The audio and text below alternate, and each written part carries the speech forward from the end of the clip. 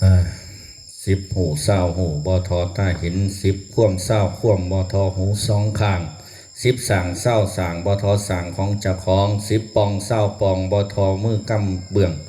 10 เฮืองเศร้าเฮืองบ่ทอหูแก่นทำ10 ทำเศร้าทำบ่ทำสมาธิใด10 ไงเศร้าไงบ่ทอ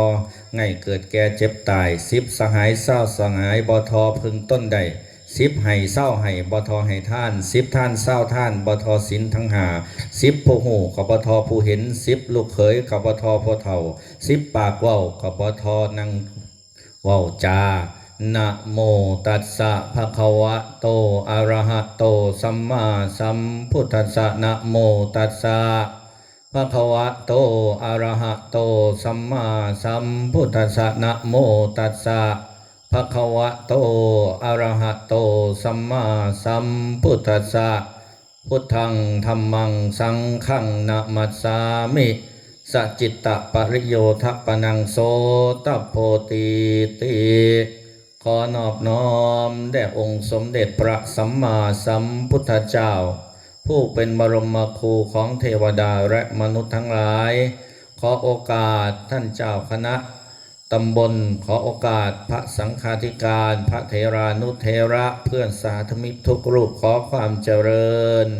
ในศีลในธรรมจงมีแก่ท่านสาธุชนผู้มาร่วมประพฤติวัดปฏิบัติธรรมในเช้านี้ทุกท่านทุกคนณโอกาสบัดนี้สาธุโอ้เอามือลงคุณยายได้เห็นกับเป็นบุญตาได้เสวนากับเป็นบุญปากจากไปก็อย่าให้น้ำเด้อว่ายังวัติยายอ่อนซ่อนน้ำมาเห็นสถานที่มาเห็นบุคลากรให้มั่นหลายขากลับเสียวใส่รถไปนำมาจักมีแต่มั่นปลูกมั่นเศรษฐกิจดีปลูกความดีเศรษฐกิจทั้งใจปลูกความเจ็บป่วยเจ็บไข้เศรษฐกิจทั้งโรงพยาบาลปลูกความขี้ข้านเศรษฐกิจทั้งที่นอนเพิ่นว่าให้ฟังดีๆได้ย่ายเด้อเฮ็ดหยังกะสร้างปลูกมั่นเศรษฐกิจนี่ทั้งคุ้มชนเฮานี่โอ้ยมันซ่อนน้ำเพิ่นถึงบอก10 หูเศร้าหูบ่ทอตาเห็นมาเห็นแล้วก็อ่อนซ่อนน้ำมักอยู่ย่ายมันเงียบก็สิเขามาได้มาถือว่าน้อโรงเรียนบ้านลุมพูเขามาเห็นแต่ทางให้ทางอย่างดินแดงหินแหมันแมนโรงเรียนตั้งอยู่ใส่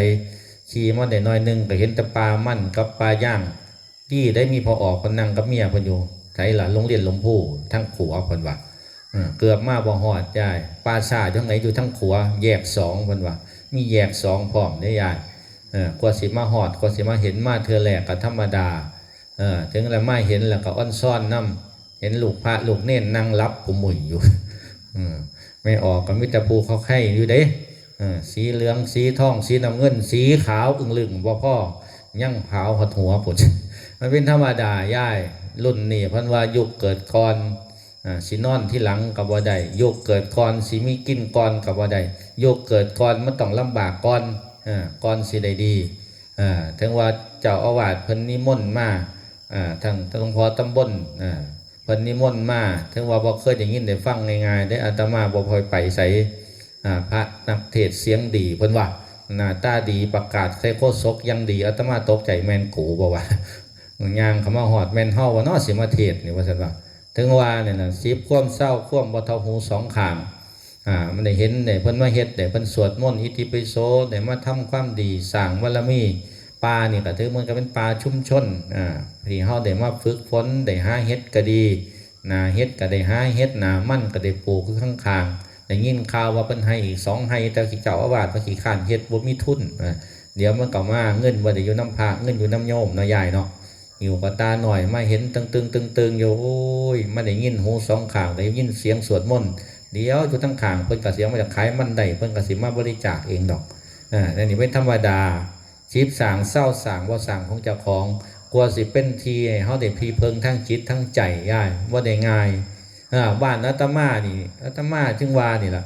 มาเห็นนี่ก็ที่สร้างเลยคือกัน 6-7 ปีแล้วมาเห็นมองนี่ว่ากำลังสร้างคนสร้างสถานที่เอาคนได้ก็เอาเทวดานี่ปลาจังสี่เทวดาเพิ่นตุ่มโฮมดีเด้นี่เห็นบ่นี่มานั่งอุปอุยแปะเด็กๆหน่อย นั่งเลี้ยงกันมีสามเณรมีพระมณตะมาอยู่ปริวัติกรรมผู้มีกรรมจังได้อยู่กรรมก็คือการกระทำมาสร้างความดีเกิดขึ้นในจิตมันนิมิตหมายแห่งความดีมื้อนี้วันที่1ได้มื้อวันที่2นะยายเนาะระวังนี้ดีได้ถ้ามาเผลอหลุดได้เพราะว่าถึงว่าไม่เห็นแล้วก็ถึงว่าเนี่ยเขาก็ดีอยู่นี่มันเงียบสงบสงบจิตแต่บ่มาจังเดียวคือแมงวีมันหลายต้อมตายอยู่นั่งเว้าไปกับเขาปาก2โตแล้วว่าสิกินแล้วหิวเข่าอยู่บางไปฉันเขาต้มมาแต่เช้าพุ่น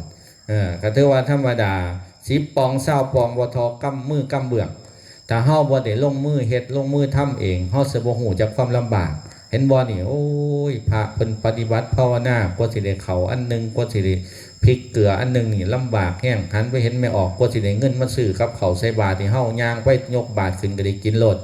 ลูกเน้นลูกพระนี่ต้องคิดให้ดีคิดให้ตระหนักเด้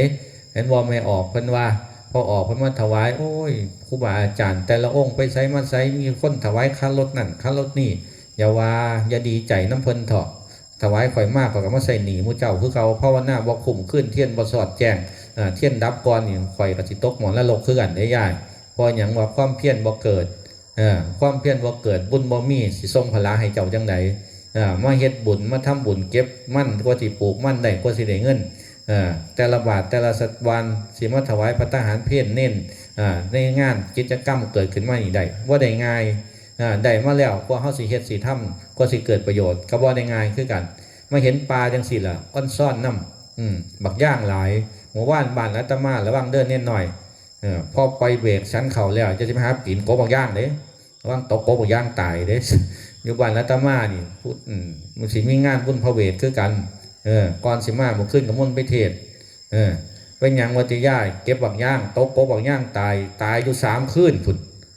ตายอยู่3 คืนจังหูว่าไปเก็บบักย่าง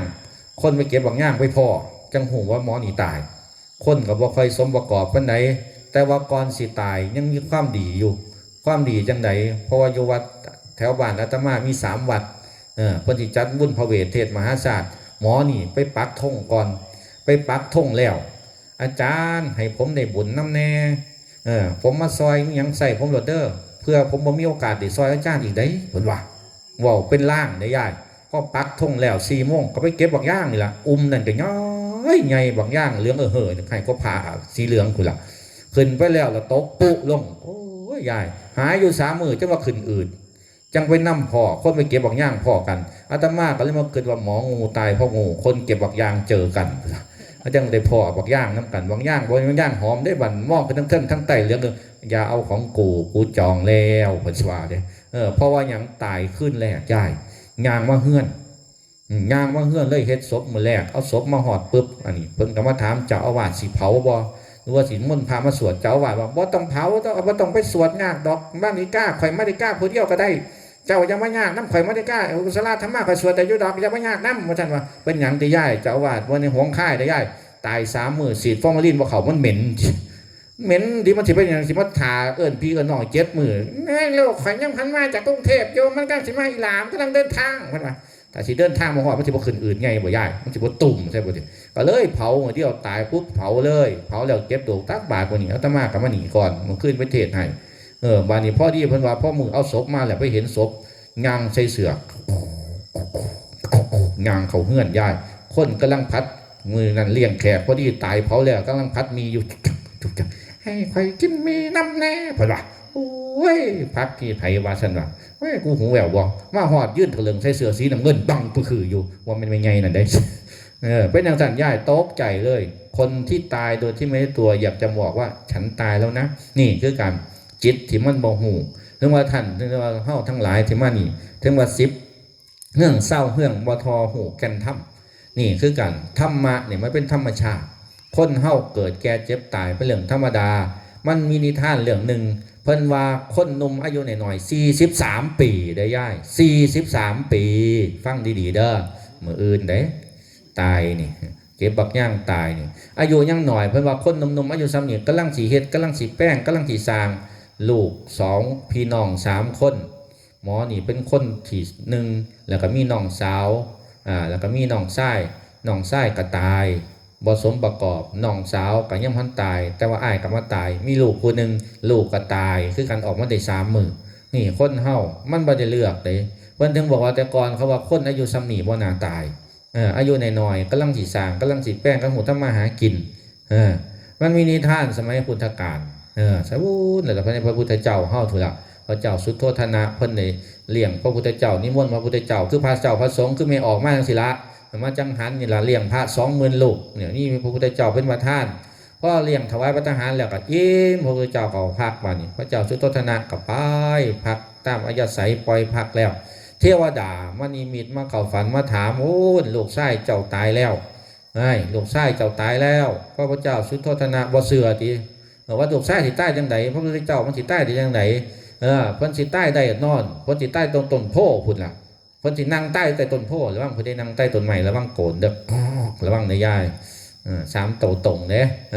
เพราะหยังว่าสิตายได้ก็คือเพิ่นจะไปนิพพานที่ต้นโพพุ่นพระเจ้าสุโธทนะผู้เป็นบิดาผู้เป็นมหาบพิตรเป็นพ่อของพระพุทธเจ้าเพิ่นบอกว่าท่านเทวดานี่อย่าสิมาหาตัว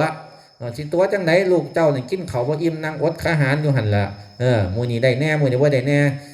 กินข้าวน้อยๆบ่อาหารบ่ตกถึงท้องเดี๋ยวก็ตายดอกเพิ่นว่าเทวดามาตัวแต่ว่าพระเจ้าสุโธทนะนี่บ่เชื่อเพราะว่าลูกฉันนี่เป็นผู้บำเพ็ญเป็นถึงพระพุทธเจ้าสิตายได้จังไดบ่เชื่อหรอกจนว่าสมัยหนึ่งที่พระอาจารย์ที่สาปโมกตัวลูกตัวหลานตัวอาจารย์ผู้เป็นศิษย์นี่แหละเอากระดูกแพะมาตัวพระพุทธเจ้าแล้วพระพุทธเจ้าก็เลยไปถามมหาพระพิษเชื่อบ่เชื่อสิเชื่อได้จังไดเป็นการตุเรื่องขึ้นมาซื่อกระดูกนั่นก็เป็นกระดูกแพะพระพุทธเจ้าทรงอธิบายให้ฟังแน่ขน้อยว่าสมัยนี้มันเป็นจังไดขังสมัยนี้เหตุที่มันเกิดจังสี่เป็นเพราะจังไดก็เลยพระเจ้าสุโธทนะเลยทุ่นฟ้องพระพุทธเจ้าก็เลยเล่าให้ฟังว่าสมัยหนึ่งสมัยเป็นอยู่เมืองพระราณสีมีพราหมณ์มนุษย์หนึ่งมีอาจารย์ตั้งสำนักขึ้นมามีลูกชายคนหนึ่งมีพราหมณ์มีภรรยาตระกูลพราหมณ์ชื่อว่าปาละนี่เพิ่นอยาก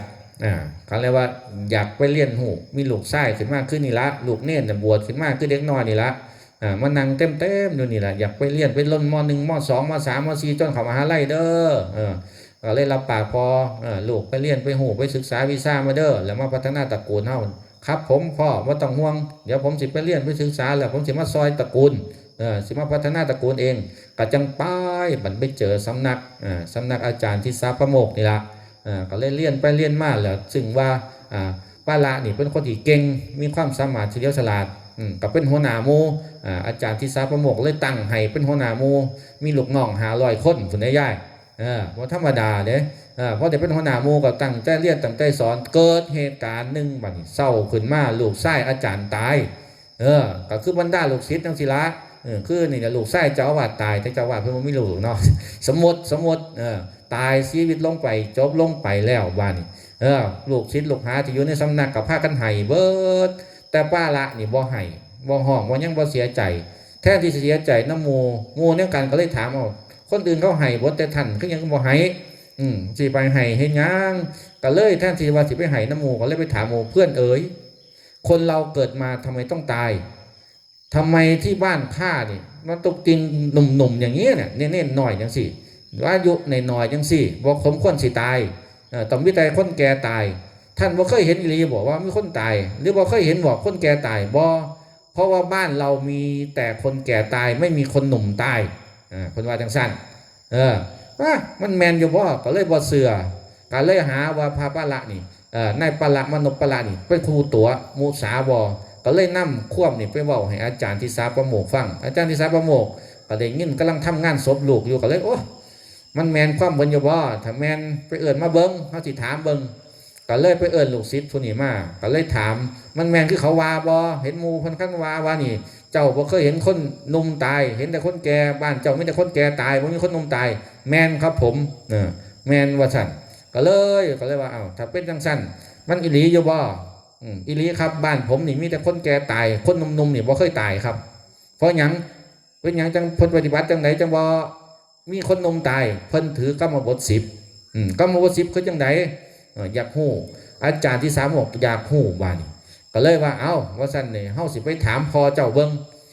มันแม่นความบ่ข่อยบ่เชื่อเจ้าดอกเจ้าสิตัวข่อย ขอยต้องไปถามพ่อเจ้าอยู่บ้านพุ่นล่ะขอยจังสิเอาขอยจังหูความนี่แท้ขอยจังสิเชื่อก็เลยตัดสินใจให้ลูกศิษย์นี่เฝ้าสำนักถ่าตัดสินใจพาลูกศิษย์4-5 คนเก็บเสบียงให้ลูกศิษย์นี่ไปล้างต้มเอากระดูกแพะกระดูกหมามาล้างออกย่ายล้างออกก็ใส่กระสอบแบกไปหุ่นจนว่าหอดเพื่อนไปหอดชุมชนไปถามหาสายละบ้านพ่ออันนี้ป้าละผู้ที่เพิ่นอันนี้นะที่เป็นลูกศิษย์เฮาอยู่นี่บ่โอ้ยหูจักอยู่บ้านหลังนี้บ่เพิ่นปื้อกรรมบท10เพิ่นบ่เคยผิดศีลผิดธรรมเพิ่นปฏิบัติดีหุ่นเฮือนอยู่ทั้งพุ่นละอยู่ทั้งตกบ้านพุ่นละย่างไปโลดว่าสันพาไปได้บ่ได้ก็เลยพายางย่ายพายางไปหอดเฮือนเสร็จครับก็เลยบอกลูกศิษย์ไปบอกเจ้าของบ้านเบิ่งเด้อว่าเฮาเป็นอาจารย์ลูกของเจ้าเฮามาหอดเฮือนนี่แล้วไปบอกพ่อเพิ่นเบิ่งก็เลยตัดสินใจไปบอกลูกศิษย์ก็ไปบอกวันพ่อหูข้าวก็เลยจัดแจ้งข้าวปลาอาหารนี่ล่ะคือเฮามาจังหันนี่ล่ะแต่ให้อาจารย์กินอิ่มแล้วก็สบายก็เว้ากัน2-3 ควมแล้วก็เลยถามขึ้นผู้เป็นพ่อว่าเป็นจังได๋ท่านอาจารย์ลูกข้าน้อยเป็นจังได๋มันมาปฏิบัติธรรมอยู่วัดหลุมผู้ปราสาทมันเป็นจังได๋มันบรรลุธรรมละบ่มันหลับตื่นได้เหาะได้ละบ่เป็นจังได๋มันดีบ่มันขยันว่าผมมาใส่บาตรนี่มันถึกหวยรวยเบิ่นละบ่มีโชคอยู่บ้างถามไว้จังซั่นโอ้ยลูกท่านน่ะเป็นคนฉลาดเฉลียวเป็นคนเก่งโอ้เฮายกย่องให้เป็นหัวหน้าหมู่พุ่นอยู่สำนักพุ่นล่ะบ่โอ้ยดีใจแต่ว่าท่านอย่าพึ่งดีใจเด้อเฮาเสียใจนำเสียใจจังได๋เสียใจว่าลูกท่านบ่น่าอายุสั้นเลยยังหนุ่มๆหน่อยๆเป็นคนฉลาดมาตายก่อนบ่เชื่อดอกขนาดบ่เชื่อหัวเราะยายแทนสิว่าเขามาบอกว่าลูกตายแทนที่อันนี้ได้ให้นำบ่เชื่อลูกข่อยตายบ่เชื่อดอกว่าลูกผมสิตายเอ้าก็ยังบ่เชื่อเฮ้ยนี่เฮากระดูกมานำนี่ใส่กระสอบมาเทออกให้ลูกศิษย์เทออกโอ้ยกระดูกหมากระดูกแพะบ่แม่นกระดูกลูกผมดอกของคนนี่เป็นกระดูกปลอมก็ยังว่าจังซั่นคู่ของผมนี่นะสิตายในวัยหนุ่มบ่มีเพราะผมปฏิบัติแม้แต่ลูกศิษย์ลูกหลานแม้แต่บริวารผมอยู่ในบ้านนี่ปฏิบัติอุโบสถศีลตลอดถือศีลถือธรรมตลอดปฏิบัติในศีล5ในถือกรรมบท10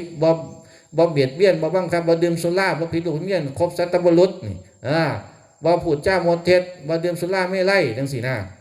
ขอยบ่เสือดอกแม้แต่บริวารที่นั่งอยู่กับพากันหัวเราะบ่เสืออาจารย์ที่สาประโมกมาบอกว่าคนนี้ตระกูลผมนี่7ซัวโคตรนี่เลยเกิดขึ้นมาบ่มีคนหนุ่มตายมีแต่ผู้เฒ่าตายย้อนเฒ่าตายย้อนถึงเวลาตายนอนสมควรตายจังตายเด้นี่ตระกูลผมว่าซั่นเพิ่นว่าจังซั่นได้ยายโอ้ยอาจารย์แม่นบอกว่าซั่นว่าแม่นแล้วเนาะเพราะว่าเห็นบริวารนี่เขาพากันหัวเราะบ่เสือกระดูกเทียนเอามากกับกระดูกหมากระดูกแพะโอ้อาจารย์ที่3ผมถามป้าถ้าป้านี่มันก็สิแม่นคือความลูกศิษย์เฮาว่าที่ว่าบ้านบ่ตระกูลนี่บ่เคยตายจังซั่นเพิ่นถือหยังกรรมบท10กรรมบท10มีหยังในย่าย1บ่ดื่มสุราบ่พูดปด2บ่พูดปด3บ่พูดครบสัตบุรุษละสัตบุรุษครบบัณฑิตพาไปหาผลครบคนผ่านไปหาผิดนี่บ่ครบเลย4นี่บ่บังเบียดบ่พูดเพ้อเจ้อบ่พูดสัตย์เสียดบ่ตัวเขา5นี่อยู่ไสบ่เล่นการพนัน6นี่บ่ดื่มสุรา7นี่บ่ไปยักยอกทรัพย์บ่ลักขโมย8นี่ไว้หยังปฏิบัติธรรมรักษาศีลอุโบสถ9นี่ให้ทานสม่ำเสมอให้ได้จิตที่บริสุทธิ์ขณะให้ก็บริสุทธิ์อันสุดท้ายนี่คือสิ่งที่เกิดขึ้นก็คือสิ่งที่ได้มาเป็นทานอันบริสุทธิ์นี่กรรมบท10ย้ายมีบ่บ้านนี่มีบ่10ข้อมีบ่ได้สักข้อนึงบ่ระวังเด้ถ้าได้สักข้อนึงเฮาก็สิบ่แก่ตายเฮาก็สิบ่ตายก่อนวัยเฮาก็สิอายุยืนคืออายุเฮาก็สิ100 ปีพุ่นล่ะนี่เพิ่นถึงบอกว่า10ให้เศร้าให้บ่ทอให้เกิดแก่เจ็บตาย10สหายเท่าสหายบ่ทอเพิ่งต้นได้ชีวิตคนเฮาเกิดขึ้นมาหนุ่มๆหลานๆนี่เป็นข้อคิดผู้ใดตอบได้ให้ 2,000 3สิ่งห่อนก่อไฟ1สิ่งใสก่อแก้ว1สิ่งบ่มีแขวแต่กลืนกินคนเน้นตอบได้บ่เน้นยกมือเบิ่งผู้ใดตอบได้ให้ 2,000 หมดเวลา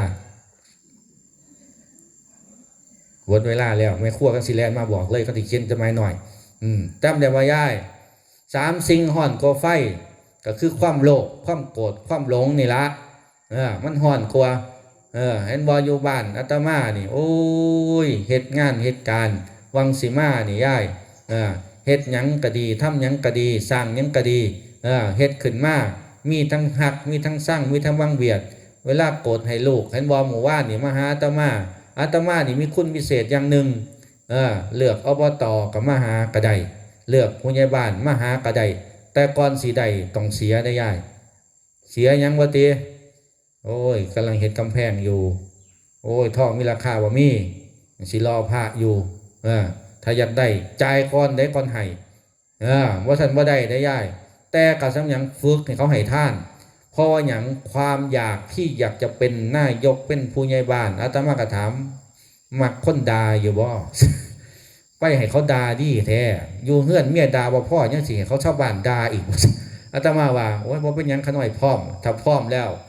โอ้ยบ่ยากอยากเป็นบ่ยากเพิ่นกำลังเฮ็ดกำลังสร้างท่านติละเพิ่นเฮ็ดโน่นเฮ็ดนี่ให้น้ำเพิ่นติละท่องแพร่นี่สิรอพระหม่องใดเอามาติละเดี๋ยวอาตมาสิพาเฮ็ดบ่ยากแต่ว่าต้องจ่ายก่อนเด้จังสิได้พอได้แล้วบ่ค่อยจ่ายนะยายพิสัจจะบ่มีเวลาอาตมาก็เลยบอกจังสิไปก็นี่สำเร็จ3รายล่ะยายเพราะหยังมีโอกาสกับไปเด้อวงหงนี่เพราะหยังความโลภนี่แหละเฮาอยากได้อยากเป็นอยากดีแข่งกันเห็นบ่ต่ออยู่นี่อาตมาเห็นนึงว่าอ้อนซ่อนน้ำเพิ่นเงียบสงบบ่คือบ้านอาตมาช่วงนี้เด้ใช่แล้วว่าอันนี้ล้มพูทั้งในก็สิมีกันเบอร์หนึ่งคนดีสีสังคมเบอร์สองคนเก่งเข้าสภาเลือกใช้เลือกทุกเวลาเลือกได้ตลอดกาลเพิ่นบอกแต่อาตมาที่ลงเบอร์3อยู่เข้าวัดทำทานจะไม่มีทางตกนรกสิวาอยู่ในน้อยอย่างทางเลือกที่3นี่คือกันเพราะช่วงนี้ที่ว่าคนแข่งกันหลายนี่มันเป็นธรรมดาของสัตว์โลกอาตมาก็เลยเห็นว่าโอ้ยทุกสิวาที่ว่าสิวาจังไหนแต่ว่าโลกก็ดีอันที่2คือความโกรธได้กันหลวงพ่อชายนี่ด้หลวงพ่อชายนี่ด้เบอร์1ด้หลวงพ่อเบอร์2อาตมาบอก171นี่171วัดป่าบุหงธรรมนิมิตพระอธิการวิทูลสำโรงไม่มีสิทธิ์เลือกตั้งแต่ว่ามาให้อาตมาซอยอาตมาก็เลยก็สิซอยกันเลยสิทธิ์1กับบ่มีเพราะว่าทั้งนอกนี่ก็ดีใจเลยไม่ออกเนาะช่วงเลือกตั้งนี่เด้อเบอร์นี่ก็เอาเบอร์1ก็เอาเบอร์2ก็เอาเด้อมันสิได้ทั้ง2ทางส่วนมันสิได้ใส่เงินลูกก็สิไปโรงเรียนปิดเทอมเนาะย่ายเนาะสิได้ค่าหนังสือเอามันบดแต่สิกล้าที่ในเฮาพี่ล่ะอาตมาบอกว่าจังซั่นอยู่น้ำพีน้ำนองพุ่นล่ะเฮาบ่ได้กิน2หัวบ่ได้ยกไฟใดเด้อันนี้เป็นธรรมดานี่คือความโกรธวันนี้พ่อบ่ได้มาอาจารย์บ่ซอยขน้อยมันสิไม่ซอยจังได๋บ่มีสิทธิ์นี่มันคือกันความคิดเราไม่รู้นี่คือความโกรธให้ระวังโลภโกรธและความหลงบ้านนี้น้อย่ายมาฮอดปั๊บโอ้ยอาจารย์ขาดเลือยังเนี่ยโอ้ยตอนสิลงเลือกนี่หูจักเบิร์ดจะใหญ่หูจักเบิร์ดพระมีจักลูกจะเอาว่าซื้อจังไดหูจักเบิร์ดแต่พอได้เป็นแล้วโอ้ยอาจารย์มันบ่ว่างแหมงานมันหลายประชุมมันนะพ่อแต่จิตเป็นงานหนึ่งสังคมอาจารย์เดี๋ยวอ้อยก่อนเด้อไว้ก่อนเด้อพออันนี้วัดพระจิตหนีเด้อเช่นอย่างเงี้ยโอ้ยบ่อยากนี่มันต่างกันความหลงมันหลงแนวหน้าหลงเวลาหลงลืมว่ะลืมหอดคือพระลืมหอดเจ้าว่าบ่หูเสียวทางมาวัดมันเป็นจังสั่นได้ยากอันนี้คือกัน3สิ่งที่ห่อนก็ไฟคือความโลภความโกรธความหลง1สิ่งที่ใส่ก็แก้วก็คือจิตใจจิตใจของท่านทั้งหลายที่มานี่ผู้ให้ก็มีบุญผู้ให้ก็มีความบริสุทธิ์บุญ3อย่างเด้อการให้ท่านให้จังไดบุญบวชเฮาว่าหลายแล้วบุญกฐินเฮาว่าอานิสงส์หลายแล้วบุญผ้าป่าว่าอานิสงส์หลายแล้วบุญสังฆทานว่าหลายแล้วยังบ่ทอ3สิ่งนี่เด้อให้จำไว้ให้ดี3สิ่งนี้สำคัญที่สุดก็คือจิตใจ1ผู้ให้บริสุทธิ์นี่ก็คือแม่ออกนี่มาด้วยความบริสุทธิ์ใจนำเข้าอาหารว่างลูกหลานมาฟังเทศน์ฟังธรรมมาปฏิบัติธรรมตั้งแต่มื้อแรกจนฮอดมื้อนี้ตั้งจิตตั้งใจมาอยู่น้ำเพิ่นเฮ็ดจิตให้มันสูงขึ้นนั่นที่มาสกิตตะปริโยเท่านั้นชำระจิตเฮ็ดจิตให้มันสูงขึ้นจิตที่เฮาโอ้ยไปเฮ็ดหยังหลวงพ่ออยู่วัดสบายบ่เฮ็ดหยังพระอยู่วัดนอนเว้นซื่อๆบ่ได้เฮ็ดหยังบ่ทำหยังกินแล้วก็นอนซื่อมาเบิ่งได้ย้ายมาให้เห็นมาให้รู้ดูให้เห็นแล้วท่านกับผู้ที่บริสุทธิ์ก็คือผู้มีศีลนี่ล่ะนั่งอยู่นี่ล่ะมันสิได้หลายพอสมัยหนึ่งพระปัจเจกพุทธเจ้านี่ล่ะเพิ่นไปเฮ็ดทงหน้าย้ายเพิ่นมีนิทานเรื่องนึงในชาดกคือกัน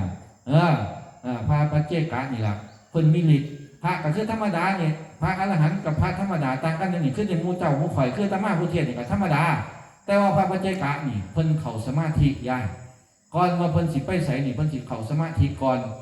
เข้านิโรธสมาบัติเพิ่นว่า เพิ่นก็เลยมีบุญหลายวันเพิ่นสิออกจากว่าไอ้นิโรธสมาบัติออกจากสมาธินี่ลุ่มเท่าลุ่มอรุณเพิ่นจังไปเดินบิณฑบาตมันบริสุทธิ์ตัวนั้นเพิ่นว่าได้ทำทานกับพระอรหันต์หรือผู้ที่บริสุทธิ์เนี่ยคณะที่เพิ่นออกรับบิณฑบาตในตอนเช้าผู้แรกอันนี้สงฆ์มันสิหลายนี่ครอบครัวหนึ่งได้ยากครอบครัวหนึ่งขึ้นไม่ออกนี่ละคือเด็กน้อยนี่ละเนี่ยนี่อายุน้อยพระปัจเจกะนี่เพิ่นก็เลยออกไปบิณฑบาตว่าอาศัยงานทุดงไปอยู่ในป่าหรือไปอาศัยว่ามีเฮือนหลังนึงนี่คือขี่รถมานี่มีกระต๊อบทั้งว่าวังสีมาอาตมาก็โอ้ยเห็นรถแตงโมก็อยากสั่นได้ซื้อไปไว้วัดป่าเนี่ยพอหอดปั๊บเปิดกระจกลงปั๊บสิซื้อบัตรแตงโมเนี่ยผมเสียไปยี่วัดนะครับโอ้ไปซื้อยี่วัดก็ได้แต่มาหอดบัตรก็ได้ซื้อดอกย่ายไม่บอกยังได้กระยกขึ้นรถเนี่ยฟรีแน่นอน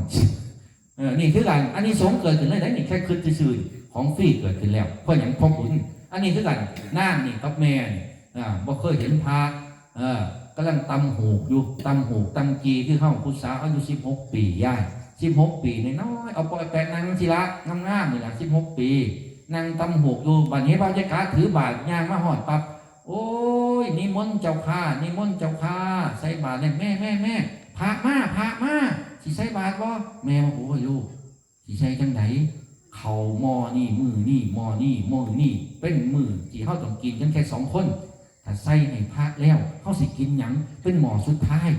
เจ้าสิกล้ายิ่งบ่ย่ายแต่ว่าเห็นพระมานี่หน้านี่ก็โมโหแต่ว่าพระองค์นี่เป็นพระอรหันต์พระปัจเจกะแต่ว่าเห็นพระมานี่ต้องการที่ทำท่านใส่บาตรแต่ว่าเป็นสาวแค่ตำหูคือซื่อเลยแต่ว่าแม่บอกโอ้ยจะใส่ขลูกใส่ให้หยังพระคนบ่ใส่คนบินบ้านเขาบ่ได้คนกับบ้านอื่นเขาที่ใส่ดอกอย่าไปใส่เถอะแต่ลูกสาวบ่ว่าจังสั่นแม่ใส่ทอคอยอยากเฮ็ดบุญแม่ใส่ทอบ่เป็นหยังเฮาบ่ได้กินมื้อนี้มื้ออื่นตอนเที่ยงเฮาก็กินได้ตอนแรกเฮาก็กินได้แต่พระเพิ่นน่ะสันทีเดียวบ่เกินเที่ยงแม่ลูกก็เลยบอกกับแม่ทนความลบเหล่าของลูกสาวบ่ได้ลูกสาวก็เลยใส่บาตรให้พระปัจเจกะพระปัจเจกะรับด้วยความบริสุทธิ์ใจแล้วก็อนุโมทนาทั้งใจผู้ให้ก็ผู้บริสุทธิ์ก็คือน้ำนี่ก็บริสุทธิ์ใจต้องการที่ใส่ของนี่ก็เป็นของที่บริสุทธิ์ที่เข่าแค่หมอเดียวที่ต้องเลี้ยง2 แม่ลูกนี่ถ้าไม่ให้ลูกก็ได้กินนี่ก็คงสิอดคือกันแต่ต้องการสิให้พักก่อนนี่คือกันผู้ให้บริสุทธิ์ผู้รักบริสุทธิ์อันนี้สงมันหลายอย่างบานนี่ไปปั๊บหน้านี่ก็สาธุเอาแล้วมันก็มีอีกเมืองหนึ่งผู้หลักทั้งผู้หลักบ้านอีกอย่างหนึ่งของอาจารย์ท่านร่องจากคณะ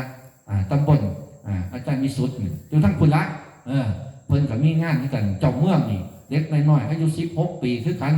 20 ปีเป็นบ่าวเป็นลูกเจ้าไส้พอนี่ก็เลยว่าเป็นเจ้าเมืองแล้วเฒ่าแล้วสิรักตำแหน่งอยู่ทั้งคุณทั้งอันนี้วัดศรีอรุณ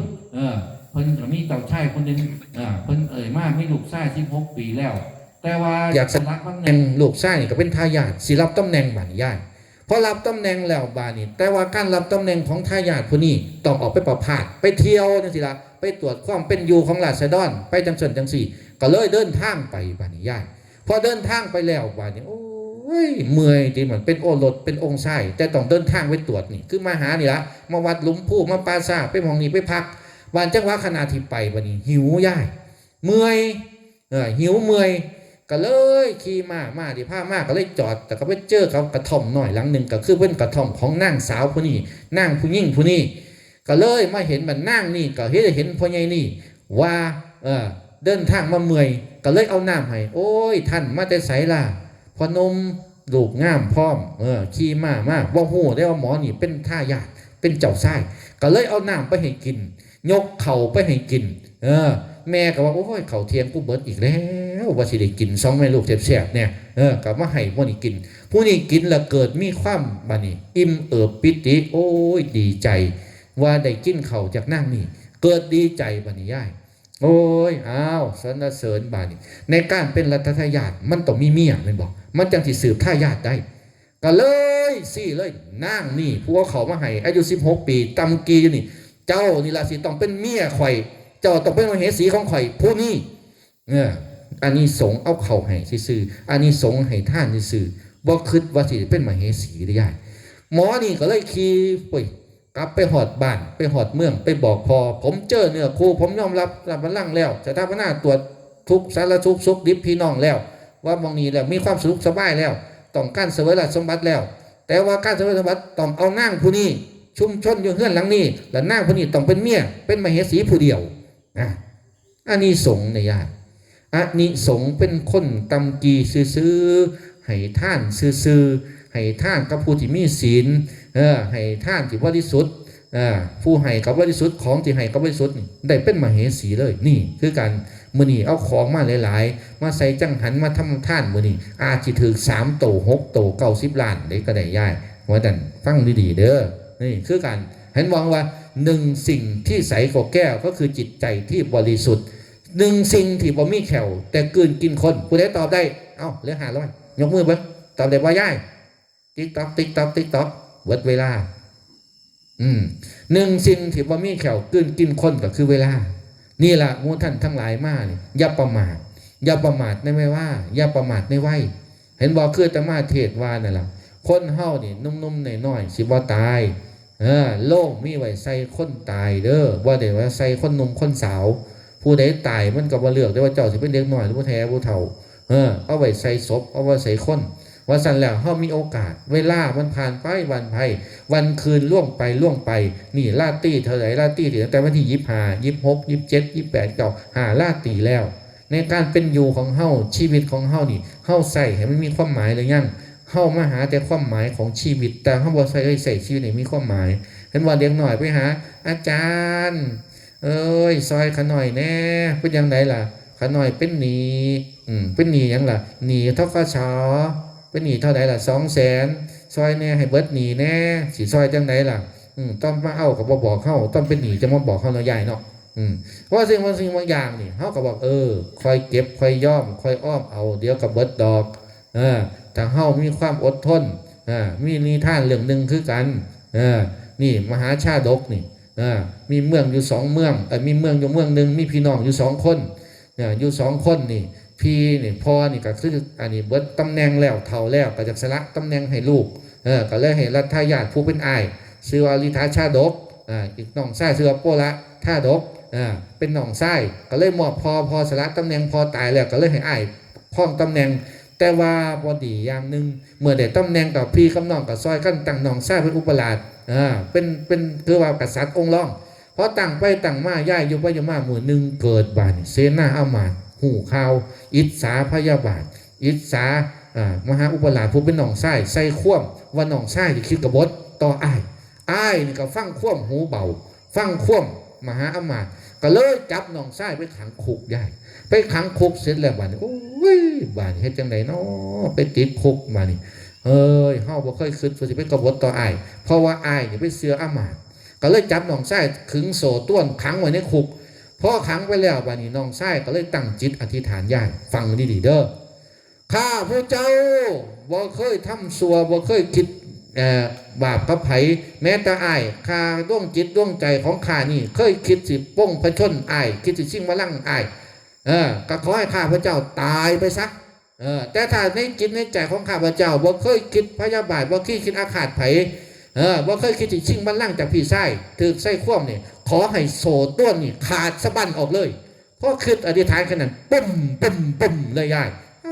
โซ่ต้นขาดออกประตูโค้งเปิดง้างออกให้เขาพระเอกหนีไปเลยอยู่บ่ได้เพราะยังถ้าอยู่แล้วอ้ายสิส่งคนมาจับอีกบ้านนี้พ่อยางออกไปแล้วบ้านคนเช่าบ้านเห็นบ้านนี้ยายอ่อนซ่อนนำหูข่าวว่าอุปราชโปลิกะชาดกนี่พ้นจากคุกแล้วชาวบ้านก็ตัดทับแต่งทับขึ้นมาเพื่อสิไปตีเมืองร่วมพ้นขึ้นไปตีเมืองชิงเมืองจากอ้ายเพราะว่าเครียดให้อ้ายว่าอ้ายนี่บ่ฟังบ่เสือเป็นเสืออามาตย์ก็เลยสิตีเมืองก็ได้ร่วมไผ่พ้นเพราะได้กำลังพอดีแล้วยกพ้นมาหอดประตูเมืองประชิดกับอ้ายเพราะประชิดแล้วบ่พ่อบ้านทหารที่อยู่หน้าเมืองแทนที่สิซอยลบไหนเขาเป็นพวกของน้องชายอ้ายก็หูโตแล้วก็เลยมาสั่งเสียกับเมียตั้งท้องสิคลอดย่ายตั้งทอดแล้ว9 เดือนสิคลอดก็เลยบอกน้องหญิงถ้าพี่ตายไปให้น้องหญิงพาลูกออกจากเมืองไปเลยนะอย่าอยู่ตรงนี้เพราะมันอันตรายพี่ไม่รู้ว่าพี่ออกไปรบครั้งนี้พี่จะได้กลับมาไหมสั่งเสียเมียไว้จังสันก็เลยบอกเมียออกไปรบกับหัวไปสู่ก็น้องเจ้าของสู่จังนั้นก็สู่ว่าได้ดอกต้องตายเนี่ยพอถึงเวลาเขาออกไปถึงน้องไส้เอามีดฟันข้อตกข้อจากสร้างตายเลยยายตายเสร็จแล้วเมียหูข่าวว่าผัวตายบ้าน จัดแต่งเตี้ยงจากใส่เพชรพลอยจินดาเหลือแก้วมานี่อยู่แค่3อย่างมีแก้วมีเพชรมีนิ่นเอาติดโตไปแต่งสุดคือชาวบ้านอุ่มทองแล่นเข้าไปเขาว่าจะไปเมืองพูนละเมืองป้าละผุนละมันจังสิพ้นจังสิบ่ถือเขากินบ่ถือเขาขาจังสิรอดจากสงครามได้ทีนี้ไปอุ่มทองต้องเร่งไปวันนี้เพราะอันนี้พวกดิฉันหนองไส้ยึดเมืองได้กับเสวยจะของชนะพวกข้องด้วยความร่มเย็นสมชื่นมาตลอดแต่ว่าพวกดิฉันบ่มีลูกไส้บัดมีลูกสาวแต่น้ำนี่บัดนี้ก็เลยย่างไปแต่สิไปเมืองกันไปบ่ได้หูหอดพระอินทร์อยู่บ่ได้เพราะว่าคนในท้องนี่เป็นคนที่มีบุญญาบารมีความอดทนมีขันติก็คือลูกเต่าลูกเน่นนั่งฟังเทศฟังธรรมขึ้นไม่ออกนี่หันหาธรรมะให้อยู่ให้กินนี่ขยันเพื่อตั้งจิตตั้งใจตั้งศรัทธาแล้วศรัทธาบ่เสื่อมจิตใจตั้งมั่นเงินทองสิไหลเข้าถ้าศรัทธาเสื่อมจิตใจบ่ตั้งมั่นเงินทองสิไหลออกให้จำไว้เด้อบ้านนี้ป้าเลยท้องไปแล้วก็เลยคิดว่าโอ้ยพระอินทร์ก็เลยแปลงมาที่ให้นางนี่ไปฮอดผลจังสิหนีสงครามได้ระยะทางจากเมืองอันนี้จากวัดลมพู่ไปเมืองปะละนี่ประมาณ16โยชน์มันเมินไกลๆพระอินทร์ก็เลยหูว่าในท้องนี่เป็นภูมิบุญสิมาเกิดก็เลยเนรมิตจากของเป็นเปลี่ยนเป็นตาแก่เอ้ยนางนี่ก็นั่งอยู่ใต้ต้นไม้จังสิละโอ้ยนางเห็นคนท้องอยู่ก็เลยทำทายคีเกียนมาบอกโอ้ยเราจะไปเมืองปะละมีไผสิเดินทางนำนอนางนี่ก็ดีใจว่าสิไปขออาศัยไปแน่จังหวะขึ้นรถแล้วบานบุญคนมีบุญบ่ธรรมดาเกวียนย้ายดินนี่ไงขึ้นมากลุ่มเฮ็ดเป็นวันได้ขึ้นเปลี่ยนเลยให้นางนี่ขึ้นไปพอท้องอยู่ขึ้นไปแล้วก็นอนเผลอหลับไปแป๊บเดียวฮอดเมืองล่ะตื่นขึ้นมาถึงแล้วแล้วก็ยังฮอดไว้แต่ถามอันนี้ผู้เฒ่าที่ขี่เกวียนโอ้ยธรรมดาละเกวียนมันทางมันบ่ไกลเฮาขี่บ่หยุดบ่เศร้ามันก็ฮอดไว้ก็เลยบอกบัดนี้พ่อไปแล้วบัดก็ลงจากเกวียนแต่มาฮอดเมืองเนี่ยบ่มีพี่มีน้องคือมาฮอดบ้านลมพูนเนี่ยบ่มีพี่น้องอาตมาก็มาไสเพิ่นเห็นบ่ว่าหันได้ทำบุญนำเพิ่นแล้วถ้าบ่ทำบุญบ่ได้กินข้าวเด้อยายเนาะเป็นจังซั่นนี่คือธรรมเนียมของการให้ทานพระก็ต้องทำบุญคือกันเด้มันเป็นธรรมเนียมอันนี้คือกันนางนี่ก็เลยนั่งอยู่ว่านี่โอ้ยมาฮอดเมืองบ่มีพี่มีน้องเฮ็ดจังไดมีความบุญบารมีอาจารย์พราหมณ์คนหนึ่งขี่ม้ามีบริวาร500นายขี่ผ้าม้ายางมาเห็นนางนี่โอ้ยเป็นผู้ที่ผิวพรรณวรรณะดีเหมือนคนธรรมดาแน่นอนก็เลยเจรจาเว้าเว้ยมาเว้าควบมาถือตี้เมืองผัวถือคาก็เลยรับนางนี่เป็นน้องสาวจนดูแลให้นางนี่จนว่าคลอดลูกพอคลอดลูกมาลูกชายก็ชื่อว่ามหาชนกอายุ3 ขวบคลอดออกมาแล้วก็บอกว่าอาจารย์นี่ละทิศาประมกนี่ละเป็นอัดพอของเจ้าแต่ว่าหมอนี่บ่เสือเพราะว่ามูล่อบักบ่มีพอบักบ่มีพอมึงตายพอเป็นพรามพอมึงถือขาดตายบ่เสือบ่มีพอจังไหนพรามนี่เป็นพอเฮาบ่เสือโดยความบ่เสือถึกมูตัวมูล่อเลี้ยนหลายก็เลยไปถามแม่บัดแม่ก็บ่กล้าบอกย่านลูกใหญ่กว่านี้ก่อนเพิ่ง3 ขวบนึงให้ลูกใหญ่6 ขวบกว่าจังสิบอกโอ้ยลูกก็ด้วยความเครียดย้ายมื้อนี้เด้อมึงถ้าแม่มาหาปั๊บอายุ3 ขวบ3 เดือนเนาะก็ยังกินนมเนาะถ้าแม่บ่บอกสิกัดหัวนมให้ขาดเลยว่าซั่นบ่เอ้ยแม่ก็ย่านที่บัดแม่บ่ฮู้ความคิดลูกว่าลูกนมให้ลูกกินย้ายลูกดูดไปกัดแม่ก็ย่อมบอกความจริงบัดเพราะฮู้ความจริงแค่นั้นบัดไปไสก็บ่ย่านเพื่อนล้อพ่อกูเป็นกษัตริย์เมื่อวันนั้นนี่คิดได้บัดอายุผ่านไป16 ปีบัดนี้ย้าย16 ปีบัดนี้รวบเงินแม่เอาทองไถที่3 วันเก็บเงินร่วมกองทัพไปขายอยู่พุ่นล่ะสุวรรณภูมิเพื่อสิเอาเงินมาจัดสรรกองทัพเพื่อสิไปตีเมืองขึ้นจากผู้เป็นเป็นน้องพ่อสิไปตีเมืองขึ้นแต่จังหวะนั้นก็เลยรวบไผ่พ่นเงินทองสิไปขายนั่งเรือสำเภาไปเรือสำเภาเกิดแตกอับปางมันย้ายได้ความว่าเด็กชายหนุ่มผู้นี้ร่างกำย่ำผิวพรรณวรรณะผ่องใสผิวพรรณดีเกิดพายุสัตว์เรืออับปางลงคนอื่นตกลงจากน้ำทึบแต่ว่านี่ป้าละนี่ผู้เป็นหนุ่มนี่มหาชนกหนุ่มนี่เพิ่นนี่บ่ได้ตกลงน้ำแต่ปีนเสากระด้งเรือขึ้นไปอยู่สุดแล้วจังโดดลงมาพอโดดลงมาว่ายน้ำอยู่7 มื้อ 7 คืน7 มื้อ 7 มื้อบ่เห็นฝั่งในย่าอยู่กลางทะเลแต่ด้วยความเพียรบานี่บุญบารมีของเพิ่นนางเมฆขลาเห็นบานี่เทวดาเห็นอยู่กลางน้ำโอ้ยท่านคือยังมาไหวอยู่นี่ไผน้อมาไหวอยู่นี่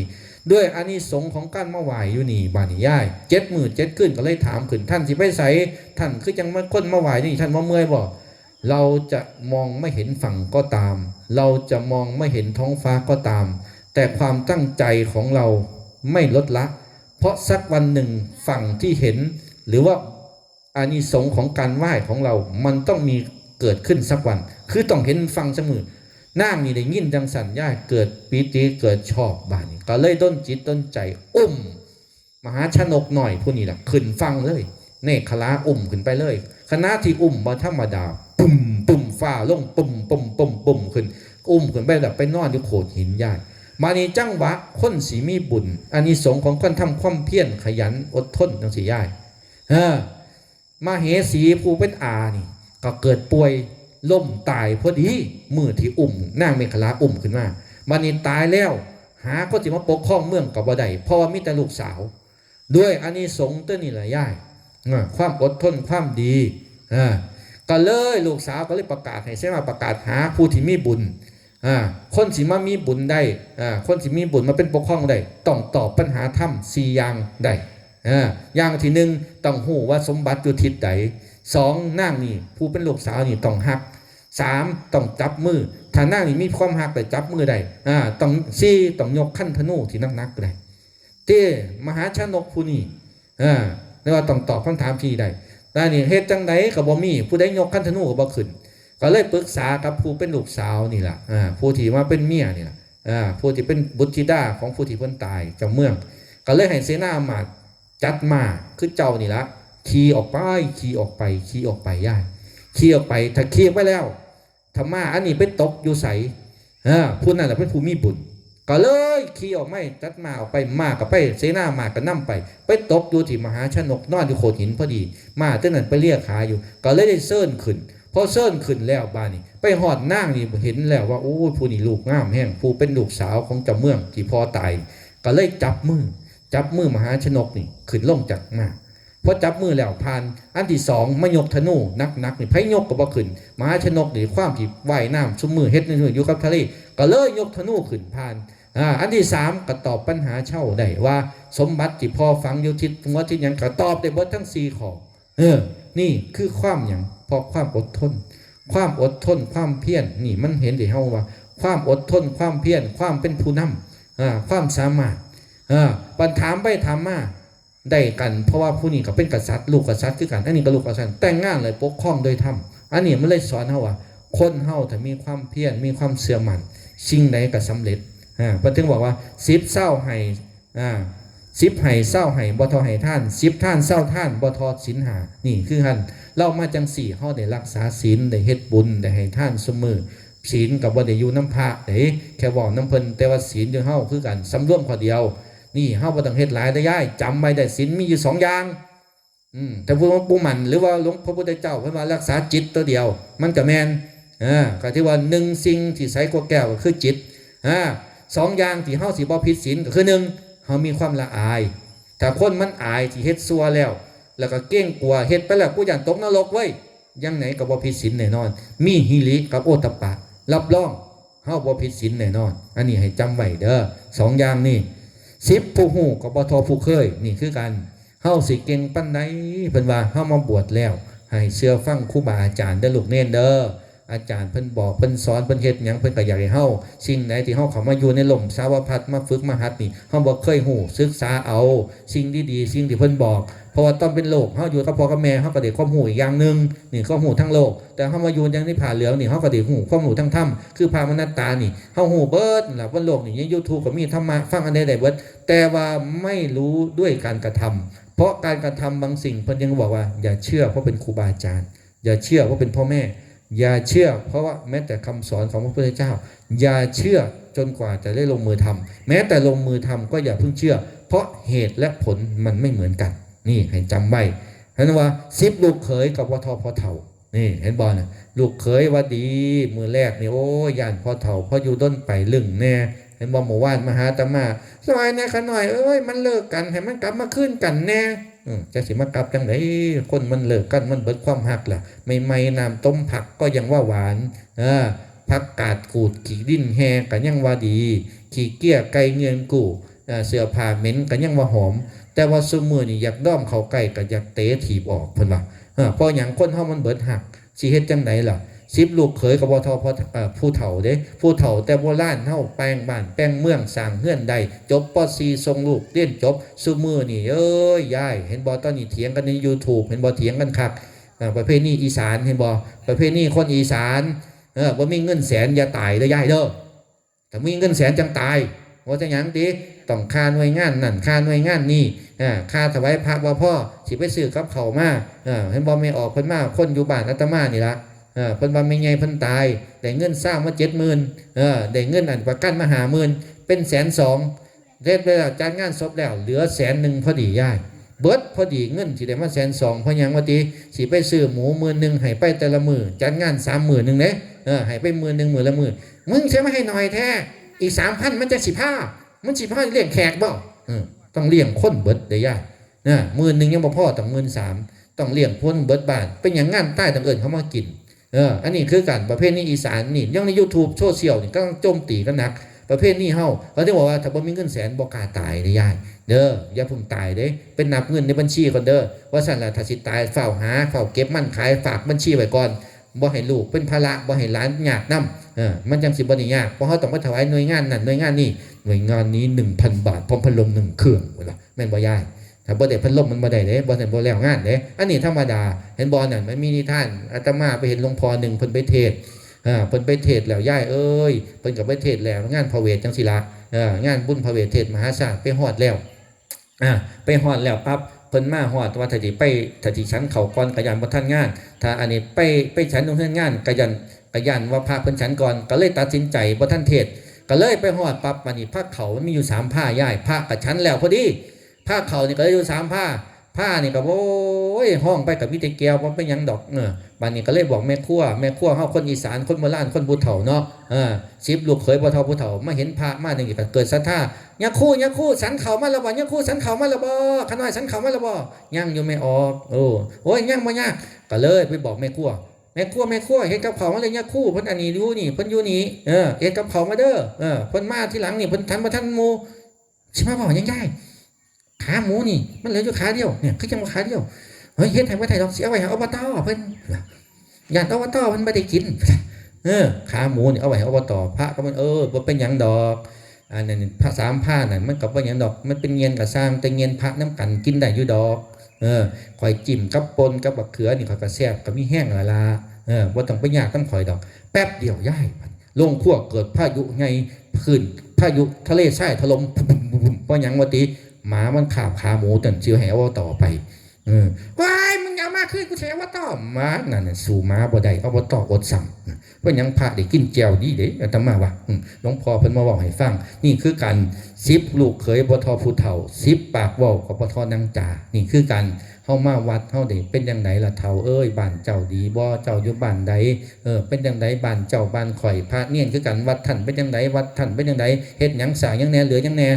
มีโอกาสสิไปเที่ยวไปเล่นเด้อมีโอกาสมีหยังบ่ล่ะบ้านเจ้าขาดนั่นบ้านข่อยบ้านนี้เดี๋ยวข่อยสิเอาบักโม่ไว้แลกไปอยู่บ้านอาตมาตอนนี้มีแต่บักพริกเดี๋ยวบักโม่แลกพริกเด้อจังซี่เดี๋ยวบักพริกมาแลกบักโม่เด้อไปไหนเน้นลูกเน้นนั่งคุยกันที่บ้านเป็นไหนท่านมันรู้ธรรมยังท่านจะฮอดซั่นใดซึกออกไปนี่สิเฮ็ดจังไดออกปฏิบัติสิไปป่าใดนี่เขาว่า10ปากเว้าบ่ทอนางจ้าเฮาได้ถามความกันได้ยินผู้นั้นเว้าก็บ่ทอมาเห็นกับตาเฮาว่าสั่นแล้วก็สิสมควรแก่เวลาเนาะคุณยายเนาะก็ถือว่าเฮาได้มาให้กำลังใจมาเทศธรรมะเป็นทานอันไหนมันสิเป็นประโยชน์ก็ฟังไว้เป็นแนวคิดฟังไว้เป็นคติติเตือนใจเพิ่นว่า10หูเศร้าหูบ่ทอตาเหลียวเห็น10ความเศร้าความบ่ทอหู2ข้าง10สางเศร้าสางบ่ทอสางของเจ้าของ10ปองเศร้าปองบ่ทอมือกำเบื้อง10เฮืองเศร้าเฮืองบ่ทอหูแก่นถ้ำ10ถ้ำเศร้าถ้ำบ่ซ้ำสมาธิใด10ให้เศร้าให้บ่ทอให้ทาน10ท่านเศร้าท่านบ่ทอศีลทั้ง10ผู้หูก็บ่ทอผู้เคย10ลูกเขยก็บ่ทอผู้เฒ่า10ปากเว้าก็บ่ทอดังจ้าว่าสั่นแล้วบุญใดที่ให้เกิดจากการประพฤติปฏิบัติที่เฮาได้มาร่วมกันเฮ็ดพฤติวัดปฏิบัติธรรมมาอยู่ปริวัติกรรมลูกพระลูกเน้นไม่ออกลูกหลานก็คือกันมาร่วมซอยยกเต้นก้างเต้นปูเสื้อปูสาดมายังจงก้มทำความเพียรอยากเรียนจบสูงๆก็ให้เฮ็ดเอาอยากมีผู้บ่าวเว้าจ้ามวลๆก็ให้เฮ็ดเอาอยากได้นักธรรมเอกนักธรรมโทนักธรรมตรีก็ให้อ่านหนังสือเอาเพราะฉะนั้นพระเจ้าเป็นว่าอัตตาหิอัตโนนาโถตนแลเป็นที่พึ่งแห่งตน ตนฝึกฝนดีแล้วย่อมมีที่พึ่งวสันอาตมาภาพได้ยกหัวข้อว่าสจิตตปริโยทัปปนังการชำระจิตของตนให้ขาวรอบการเรามาทำบุญเรามาทละความตนีขี้เหนียวออกบุญใดที่เกิดจากการให้ท่านก็ดีบุญใดที่เกิดจากการรักษาศีลก็ดีบุญใดที่เกิดจากการภาวนาก็ดีขอบุญนั้นจงพันสำเร็จแก่เทวดาอารักษ์พระภูมิเจ้าที่เจ้าฐานเทวดารักษ์ภูมิบ้านภูมิเมืองแล้วว่าสิ่งศักดิ์สิทธิ์ทั้งหลายที่นี่กับมุโลมอนุโมทนาชินชมยินดีในสิ่งที่เกิดขึ้นแล้วก็ขอบุญนี้จงสะท้อนย้อนกลับไปหาท่านทั้งหลายผู้มาร่วมเป็นเจ้าภาพลงท่านก็ดีเป็นแม่ครัวก็ดีผู้ที่มาร่วมสนับสนุนลูกหลานผู้ประพฤติวัดปฏิบัติธรรมก็ดีขอให้เป็นผู้หูมีอายุวันนะสุขภละปฏิภาณธนาสารสมบัติปรารถนาสิ่งใดสิ่งใดที่เป็นปฏิชอบประกอบด้วยกุศลคุณธรรมขอความปรารถนานั้นจงพลันสำเร็จจงพลันสำเร็จจงพลันสำเร็จทุกท่านทุกคนเอวังก็มีด้วยประการฉนี้